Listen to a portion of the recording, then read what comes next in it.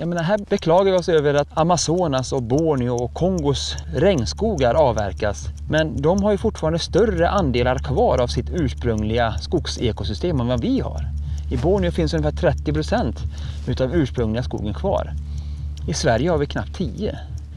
Och då känns det som att, vad fasen, ska inte vi kanske gå i framkant och visa var skåpet ska stå? Och avsätta kanske då 20-30% som forskningen kräver. Och sen bedriva ett schysst skogsbruk på resterande 70-80%. Det borde vi kunna ha råd med. Men med tanke på att svenskt skogsbruk då har huggit sig själv i foten eller sågat av den gren de själva sitter på eller ätit sin matsäck redan fast inte har kommit i mål än. Det visar ju tydligt det som har skett här, att vi fortfarande hugger då de sista naturskogarna. Fast vi har huggit i stort sett all skog som finns kvar.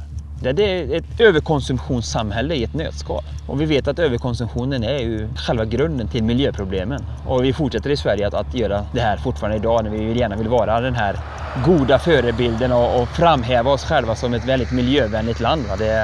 Nej, fy fasen, det är hyckleri alltså. Ta mig fan riktig hyckleri. Det är bara att kolla på det här. Hur ser det ut? Det är miljövänligt skogsbruk. Alla svensk modell 2019.